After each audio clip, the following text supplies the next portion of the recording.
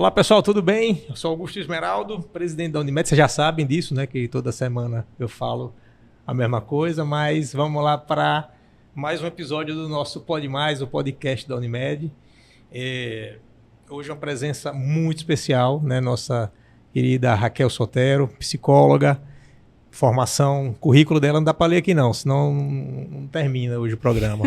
Muito bem formada, especialista em criança e adolescente, há mais de 21 anos, quer dizer, exatos 21 anos de formada, e a Unimed pescou essa pessoa, né?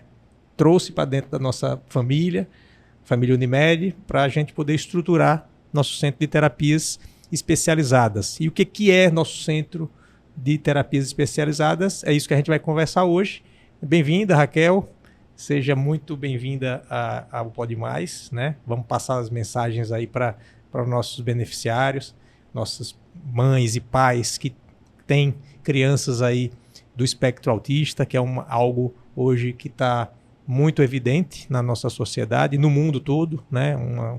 Algo que a gente viu que aumentou, melhorou o diagnóstico, fatores que a gente ainda não sabe bem por que está acontecendo isso com essas crianças, se teve ou não efeito da pandemia, o que é que a gente pode, né, dizer a respeito disso, e o que a Unimed quer trazer para nossos beneficiários, qual o cuidado que a gente quer dar para eles, né, e você, à frente disso, nos deixa muito tranquilos por conta dessa sua vasta experiência já em tratar de crianças e adolescentes. Seja bem-vinda e vamos começar esse bate-papo hoje aqui. Isso mesmo. Então, primeiramente eu quero agradecer, né? Agradecer por fazer parte da família Unimed, que tem sido para mim uma alegria muito grande nesse ano que eu estou aqui, né? E por essa proposta de um projeto que, assim, encheu meus olhos e me alegra muito de pensar um cuidado mais integral para a criança, para o adolescente e para a família, né? Em especial desses pacientes que são neuroatípicos, que têm dificuldades de desenvolvimento, que precisam de um bom diagnóstico e precisam de um tratamento multidisciplinar também. Porque o que a gente observa muitas vezes é que os tratamentos são feitos de maneira dissociada, né? Às vezes a fonoaudiologia em um lugar, o psicólogo em outro, né? A terapia ocupacional em outro. Então, assim, a proposta da Unimed é a criação de um centro de terapias especializadas, em que todos os profissionais que trabalham com o desenvolvimento e a estimulação dessas crianças e adolescentes, né, neuroatípicas, sejam tratadas em um só lugar. Então, assim, isso tem a proposta de oferecer mais conforto às famílias, mais conforto aos pais, né? A gente também tem uma ideia de fazer uma escola de pais, né? Que a gente possa orientar, que a gente possa tirar dúvidas, acolher mesmo essas famílias e oferecer para toda essa vamos dizer, esse grupo que compõe o diagnóstico, né? Que compõe essa área que é tão delicada, um trabalho integral, né? Então, assim, a Unimed tem se colocado de maneira muito cuidadosa em relação a isso. A gente está planejando e estudando a construção dessa unidade nova. Há um ano, né, desde que eu entrei, então já fiz pesquisa em vários locais, já conheci outras unidades em outros estados, e a gente está fazendo com muita dedicação, muito carinho. Então, a gente está já numa etapa de seleção de pessoal, né, de organização do local físico mesmo. Então, em breve, a gente vai ter a novidade, né, da abertura mesmo desse local que está sendo cuidadosamente preparado. E acredito, assim, que um ponto fundamental é o preparo técnico, né?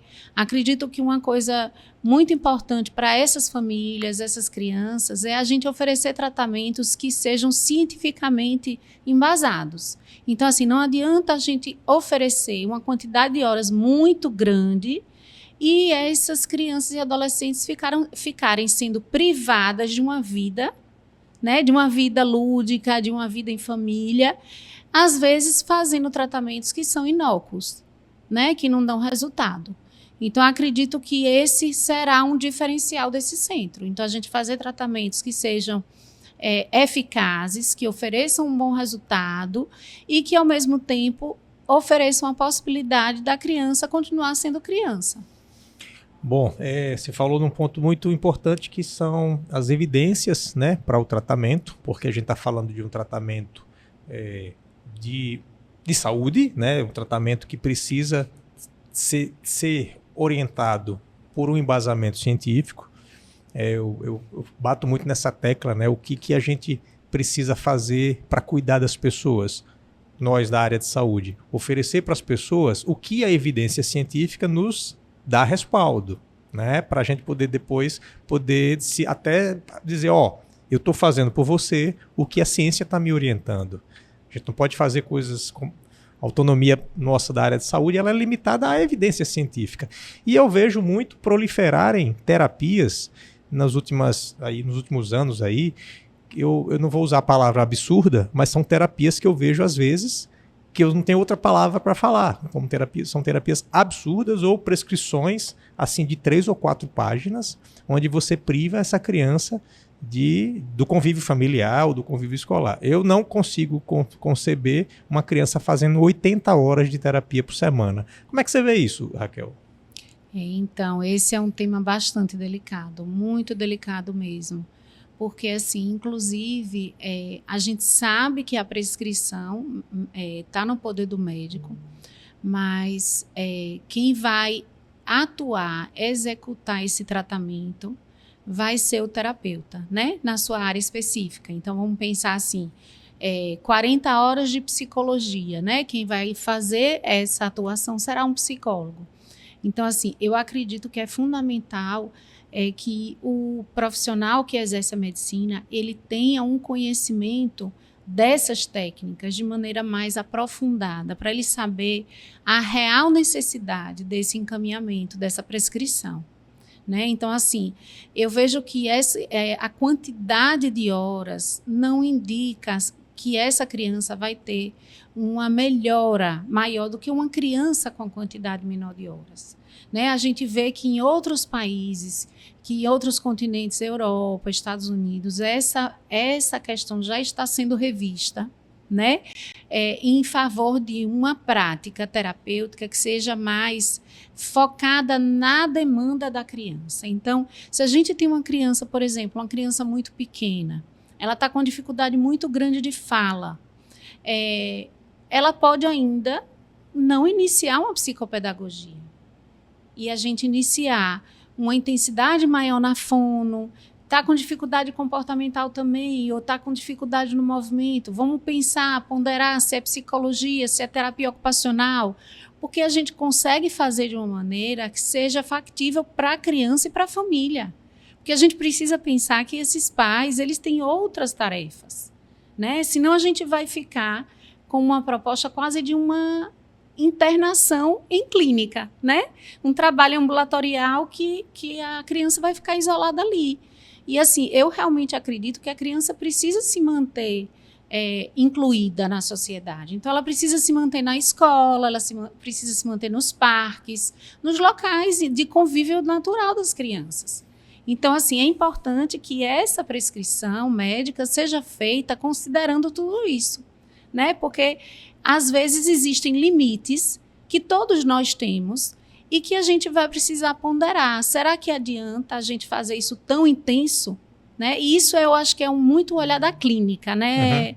né, doutor? Porque, assim, a clínica, ela dá a gente essa possibilidade da gente observar se aquilo que a gente está vendo na pesquisa científica, né, aquela quantidade de horas que se recomenda para aquela família, aquilo é viável, né? E esse diálogo com a própria família.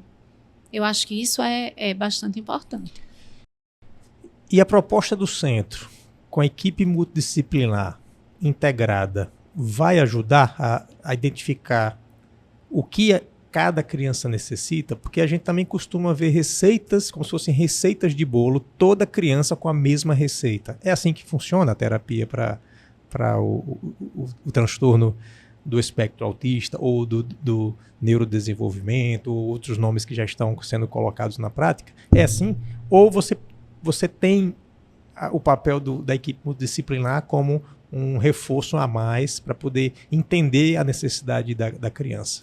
Eu acredito num tratamento individualizado. Acredito que mesmo num plano de saúde, onde a gente sabe que a gente tem a questão do volume de pacientes, né, que é diferente quando se tem uma clínica que atende uma quantidade pequena de pacientes, mas eu acredito sim em protocolos que a gente possa construir, como a gente já está fazendo, né, junto a essa equipe, por isso que temos já 1 ano aí de funcionamento. Então a gente já está com base em ciência, com base em estudos, a gente já está construindo o formato para que a gente ofereça um tratamento individualizado para cada criança que venha a ser atendida por nós. Então, assim, a gente tem realmente uma dedicação nesse sentido, para que o trabalho seja feito de maneira ética, correta e com resultados bons, tanto para a criança e para o adolescente, como para a família.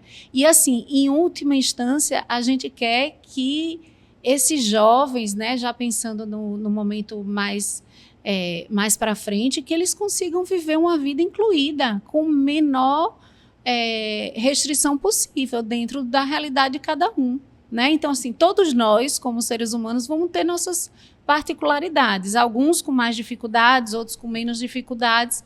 Então, eu acredito que a gente tem, sim, condição de que essas crianças, no futuro, elas venham a ter uma alta, né? E tenham uma vida inserida na sociedade. Bom, Raquel, tem outra questão que é bem delicada na área de gestão, que muitas vezes é mal interpretada pelos usuários, que é a questão da... você não autorizou todas as terapias que o doutor pediu, né?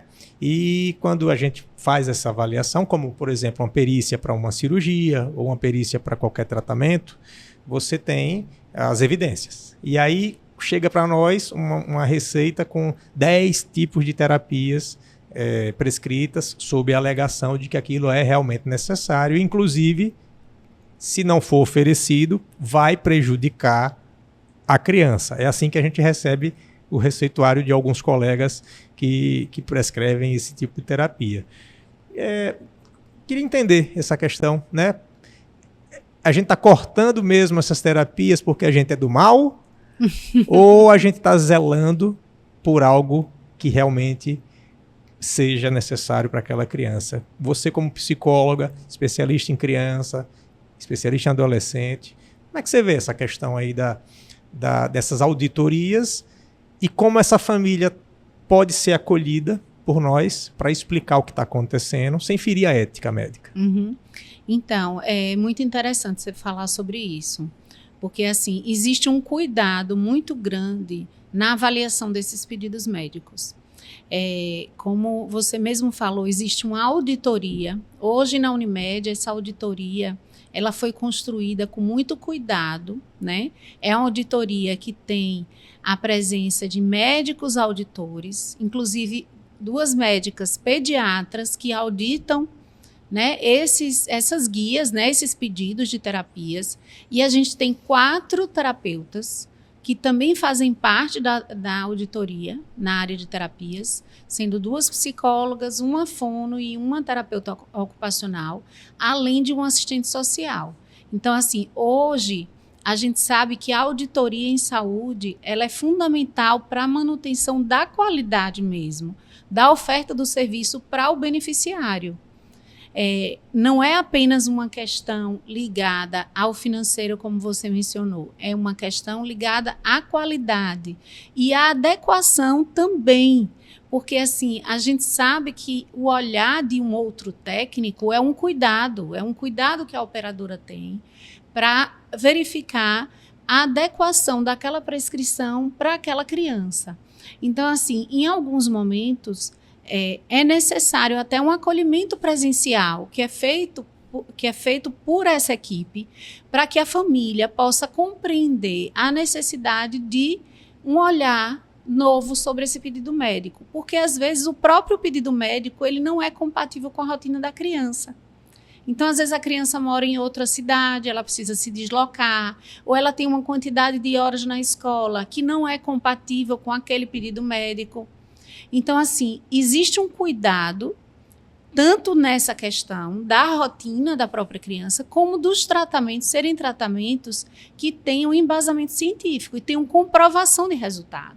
Porque a gente não pode expor a criança, o adolescente e até essa família a serem expostos a tratamentos que a gente não sabe se vão dar algum resultado, dedicarem um tempo, né, que é uma coisa rara e cara para uma criança que está em desenvolvimento, e a gente desperdiçar isso. E a gente tem uma janela, né, para isso. Exatamente. A criança tem uma janela. Exatamente. De oportunidade, né? A gente tem uma janela, né, principal de 0 até 7 anos para estimular esse desenvolvimento. Então, se a gente está fazendo terapias que são adequadas, a gente está oferecendo um estímulo que a criança vai desenvolver melhor. A gente sabe que às vezes precisam de ajustes, então às vezes um pedido médico é feito com a quantidade X de hora para psicólogo, X de terapeuta ocupacional, X de fono, mas às vezes os próprios terapeutas verificam, não, precisamos readequar, ele vai escrever um relatório, ele vai encaminhar para o profissional médico e vai pedir uma mudança naquela quantidade de horas. Pode ser até para mais, pode ser para menos, porque ele pode perceber que a criança no dia a dia está precisando de outra coisa. E o médico, ele vê o paciente como se fosse uma fotografia, né? Ele recebe a criança, ele atende a criança em 1 ou 2 consultas e ele faz um relatório. O profissional que exerce terapia, seja qualquer uma delas, ele vê o filme da criança, né? Ele vê a criança em vários dias, com vários humores, com vários jeitinhos, alguns profissionais em vários horários e turnos. Então, ele é capaz de identificar algumas nuances que, às vezes, pela própria prática médica, não é possível perceber, né? Então, eu acho que a união desses profissionais, o trabalho em conjunto, a gente oferece, sim, um tratamento melhor, né? Para essa família, para essa criança. Então, assim, eu acredito que no Centro de Terapias Especializadas da Unimed a gente vai poder oferecer isso da melhor forma. Aí, pessoal, hoje Raquel Sotero, nossa psicóloga e nossa coordenadora do nosso Centro de Terapias Especializadas, que em breve vai ser inaugurado, né, para a alegria aí dos nossos beneficiários, um centro onde a gente vai ter especialistas, né, da terapia multidisciplinar, onde as crianças vão ser avaliadas, reavaliadas, vão ser colocadas em protocolos para segmento, onde a gente vai medir se aquelas terapias estão dando certo. Nós vamos fazer trabalho com os familiares, a gente vai fazer conscientizações e oficinas mesmo para entender melhor, porque a família precisa se envolver.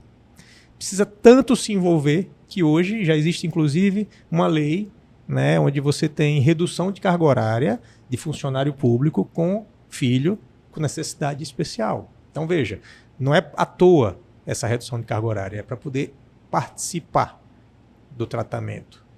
Não é pegar a criança, deixar na clínica e sair e voltar depois. A família tem que participar. Eles têm que aprender a ajudar o filho, né? Como ele vai evoluir. Muito bacana isso daí. Então, esse podcast hoje vai bombar, viu, Raquel? O pessoal vai...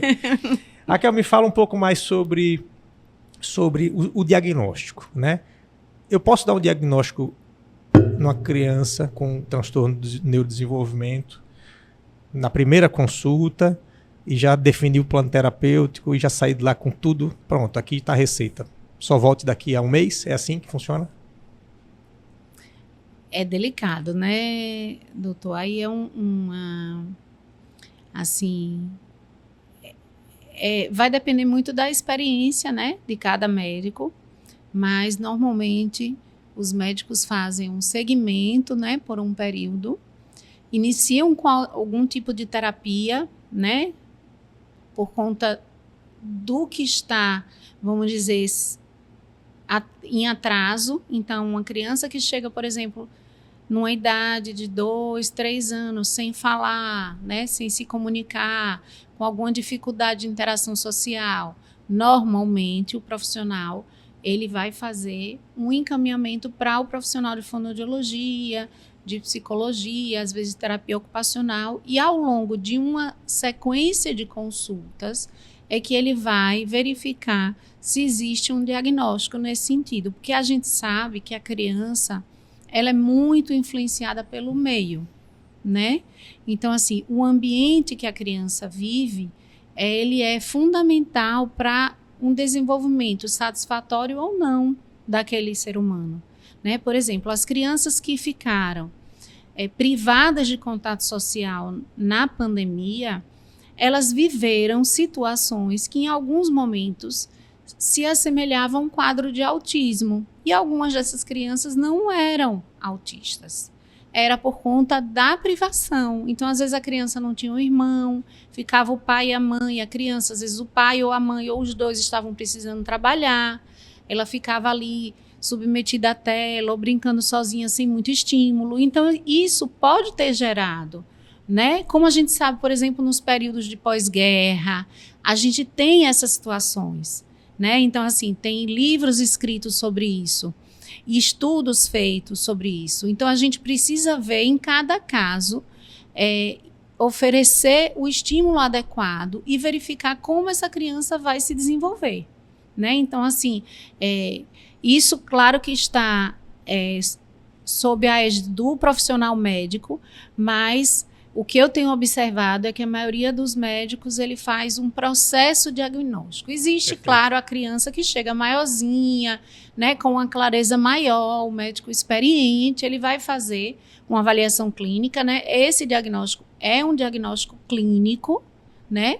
Então, assim, é um diagnóstico realmente feito clinicamente, né? Não existe um exame que diga. Agora, existem, sim, exames genéticos que, às vezes, descartam, né? Porque às vezes a criança tem uma síndrome e aí naquela síndrome existe o autismo, existe o TDAH, mas aí o ponto central, né? A base é a síndrome, né?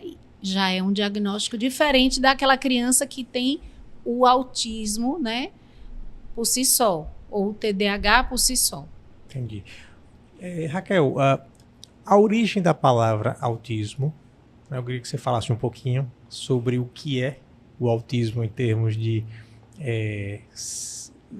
sentido, né? O que é autismo, né? Quais as características do autismo? E logo em seguida, exposição a celular precocemente. A criança já sai da maternidade tirando selfie. Como é que você vê isso aí em relação... Já tem algum estudo falando a respeito disso?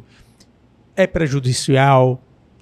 Há dúvidas se é prejudicial ou não é prejudicial? Vamos incentivar a criança a ficar com o celular o tempo todo na hora que chorar? Como é que é isso? Então, não há dúvidas que o uso de telas é prejudicial, certo?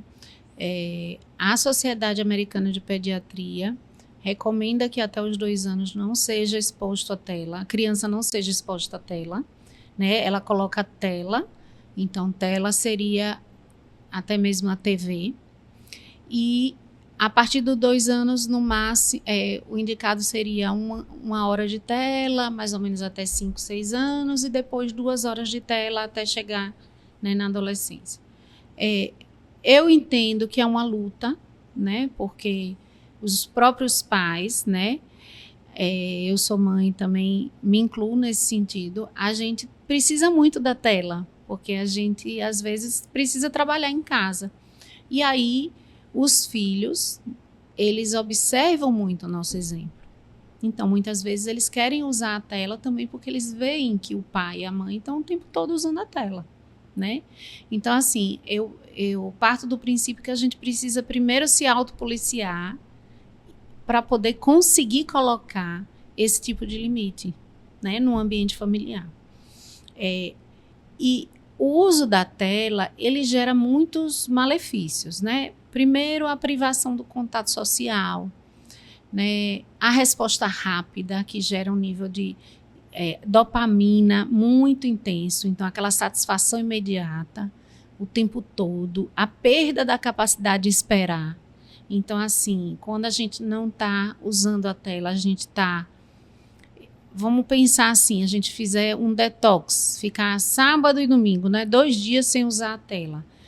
A mente desacelera, a memória volta, o nível de relaxamento aumenta. Então, assim, é uma questão mesmo de sistema nervoso autônomo, né? A gente fica com o simpático, né, que é uma parte do sistema nervoso, muito excitado com o uso da tela. E como a criança, ela ainda não tem a proteção de saber o que é bom e o que é ruim para ela, quem faz isso somos nós adultos. Né? Então, por exemplo, a gente não pode, porque a criança gosta de doce, e a gente deixa a criança se alimentar as 3 refeições de doce. A gente não vai fazer isso. Então, por que a gente vai fazer isso com a tela?